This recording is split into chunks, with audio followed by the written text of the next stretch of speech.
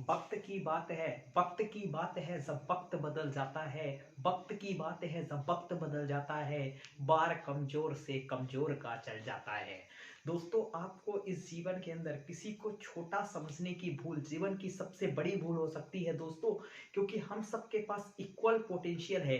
लेकिन बात होती है दोस्तों, कौन उस पोटेंशियल को सही डायरेक्शन में यूटिलाइज कर सकता है। तो दोस्तों, हेलो दोस्तों, आप सभी का स्वागत है दिल से दिल तक की इस क्लास में। आज के इस वीडियो के अंदर दोस्तों हम डिस्कस करने वाले हैं तो महत्वपूर्ण प्रेपोजिशन के बारे में। इन प्रेपोजिशन से लेकर दोस्तों हमारे एग्जामिनेशन में 100% क्वेश्चन बनते हैं, चाहे वो एसएससी का भी कोई एग्जाम हो, बैंकिंग का हो, नर्सिंग का हो, एफकेट का, सीडीएस का हो, किसी भी टाइप के कंपटीशन एग्जाम में या फिर स्कूल की कोई भी परीक्षा हो, उनमें हमेशा ये कॉन्सेप्ट पूछा जाता है दोस्तों। बहुत ही अच्छा डिफरेंस है दोस्तों। 7 मिनट के अंदर आपको मैं बहुत सारी चीजें इस वीडियो के अंदर क्लियर कर देने वाला हूं। दोस्तों, अगर आप चैनल पर नए हैं तो फटाफट से चैनल को कर लीजिए सब्सक्राइब, वीडियो को करिएगा लाइक और इस वीडियो को करिएगा मैक्सिमम लोगों तक शेयर। तो चलिए दोस्तों, आज का ये कॉन्सेप्ट शुरू करते हैं। तो नजरें स्क्रीन पर। तो चलिए दोस्तों शुरू करते हैं। सबसे पहले दोस्तों, जो आज के इस वीडियो में हम बात करने वाले हैं वो दो प्रेपोजिशन को लेकर बात करने वाले हैं। एक प्रेपोजिशन है दोस्तों ऑफ और एक प्रेपोजिशन है दोस्तों फ्रॉम। इन दोनों प्रेपोजिशन को दोस्तों आप गौर से समझिएगा, बहुत ही इंपॉर्टेंट प्रेपोजिशन आपके सामने है। ऑफ और फ्रॉम दोनों का हिंदी मतलब होता है दोस्तों से।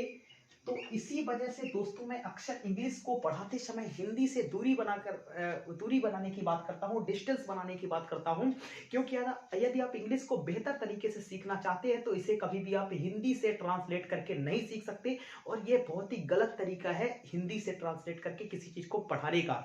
ऑफ का मतलब भी से, फ्रॉम का मतलब भी से, लेकिन इन दोनों प्रेपोजिशन में दोस्तों जमीन आसमान का अंतर है। सबसे पहले ऑफ और फ्रॉम की जब भी हम बात करते हैं तो ये दो ऐसे प्रेपोजिशन है दोस्तों जो सेपरेशन की बात करते हैं। यानी ऑफ और फ्रॉम आएंगे तो ये अलग होने की बात करेंगे। ऑफ और फ्रॉम ऐसे प्रेपोजिशन है जो सेपरेशन की बात करते हैं।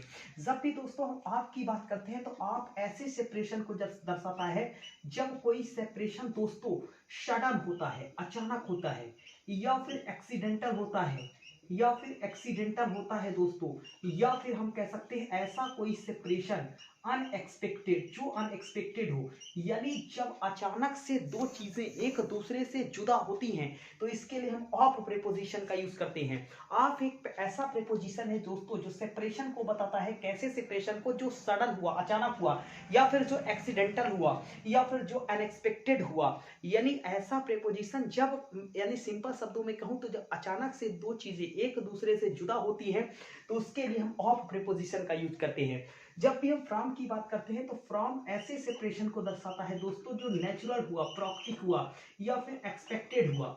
यानी ऐसा होना तो लाजमी था। चलिए, इन दोनों के आधार पर दोस्तों हम इनमें प्रेपोजिशन बांटते हैं। चलिए, पहले सवाल पर मैं आपको समय दे रहा हूं, देख लीजिए। The leaves are falling dash the trees. इसमें क्या लगेगा दोस्तों? पेड़ से पत्ते नेचुरल तरीके से अलग हुए। ठीक है, ऐसा होना तो लाजमी था, सेपरेट हुए। तो नेचुरल तरीके से अलग हुए तो इसके लिए आप कौन सा प्रेपोजिशन लगाएंगे दोस्तों? इसके लिए हम राइट प्रेपोजिशन दोस्तों भरेंगे, फ्रॉम। ठीक है, उम्मीद करता हूं पहला प्रश्न आपको बहुत अच्छे ढंग से समझ में आया होगा, ये कॉम्पिटिशन में आता है। ठीक है, the boy fail dash the bike and got injured. लड़का बाइक से गिरा और इंजर्ड हो गया। तो दोस्तों, अगर लड़का बाइक से गिरता है तो ये बात एक्सीडेंटल हुई। ठीक है, इंजर्ड होना एक्सीडेंटल हुआ, और एक्सीडेंटल, अब बाइक से जब लड़का गिरा तो बाइक से सेपरेट हो गया। तो इसके लिए हम किसका प्रयोग करेंगे? ओ डबल एफ, ऑफ का। अगला सवाल देखते हैं दोस्तों। An apple fell dash the tree on Newton's head. अब दोस्तों, जब एप्पल न्यूटन के सर पर गिरेगा तो ऑब्वियस सी बात है यह बात एक्सीडेंटल है, या एप्पल अचानक से गिरा। एप्पल बता के तो गिरेगा नहीं, एप्पल अचानक से गिरा और एप्पल न्यूटन के हेड पर गिरा। तो अचानक से जो चीजें एक दूसरे से जुदा होती है तो उसके लिए हम किसका प्रयोग करते हैं दोस्तों? ऑफ का। राइट। तीसरा preposition, she jumped dash the ground when he saw a snake beside sir. सबसे पहले दोस्तों बिसाइड और बिसाइड्स के बीच के फर्क को जानते हैं। जब भी हम बिसाइड्स की बात करते हैं दोस्तों जिसमें यस लगा होता है, इसका मतलब होता है इन एडिशन टू, यानी अतिरिक्त, और इस बिसाइड का मतलब होता है नेक्स्ट टू, यानी बगल में। ठीक है, तो यहां पर दोस्तों बिसाइड होगा, बगल में। ठीक है, तो सी जम्प्ड डैश द ग्राउंड, उसने ग्राउंड से जंप किया जब उसने सांप को देखा। तो ऑब्वियस सी बात है जब सांप को देखेगा तो ये बात अनएक्सपेक्टेड हुई, अब सांप तो उसे बताकर आएगा नहीं, तो जब वह क्या किया, उसने जंप किया ग्राउंड से, ठीक है। तो यहाँ पर ये बात क्या है, ये बात अनएक्सपेक्टेड है, इस वजह से हम इसका यूज करेंगे ऑफ का। अगला सवाल, the performer jump test the highest point before the audience, ठीक है।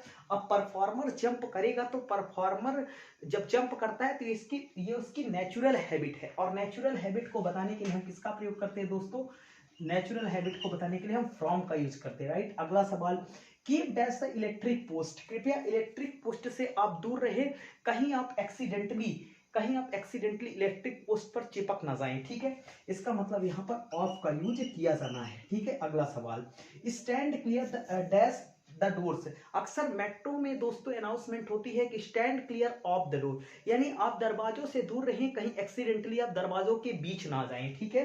तो यहाँ पर दोस्तों आप ऑफ का यूज करेंगे, राइट। लास्ट सवाल, द पैसेंजर डिवोटेड, दोस्तों यहाँ पर इस तरह का सवाल आता है, डिवोटेड के साथ ऑफ लगाता है, लेकिन आपको मैं एक इंपॉर्टेंट बात बताता हूँ दोस्तों, डिवोटेड शब्द बना है डी प्लस बोर्डेड से, बोर्डेड का मतलब होता है दोस्तों चढ़ना, और डी का मतलब इंग्लिश में होता है दोस्तों अवे, दूर जाना, ठीक है।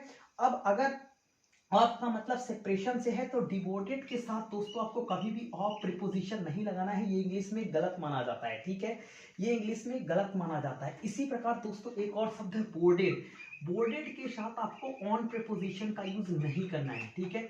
तो ये कुछ इंपॉर्टेंट चीज थी, डिवोटेड को लेकर प्रश्न आता है। चलिए, मैं उम्मीद करता हूं दोस्तों आप इस वीडियो को 2 से 3 बार देखिएगा, हालांकि आपको एक ही बार में चीजें शानदार ढंग से क्लियर हो जाएगी, बट फिर भी आपको वीडियो को 2 से 3 बार देखिएगा। उम्मीद करता हूं दोस्तों आपको ये ऑफ और फ्रॉम बहुत ही अच्छे तरीके से समझ में आ गए होंगे, कोई भी कंफ्यूजन नहीं होगा। फिर भी दोस्तों अगर आपको कोई भी डाउट होता है तो आप वीडियो में कमेंट सेक्शन में कमेंट कर सकते हो और अपने डाउट को क्लियर कर सकते हैं, मैं आपके हर एक कमेंट का रिप्लाई देने का प्रयास करता हूं।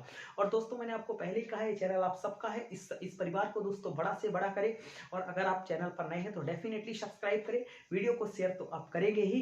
तो मिलते हैं आपसे नेक्स्ट वीडियो में नए तरीके के साथ, फिर से नए कॉन्सेप्ट के साथ, तब तक के लिए take care, good bye, love you all, Jai Hind दोस्तों।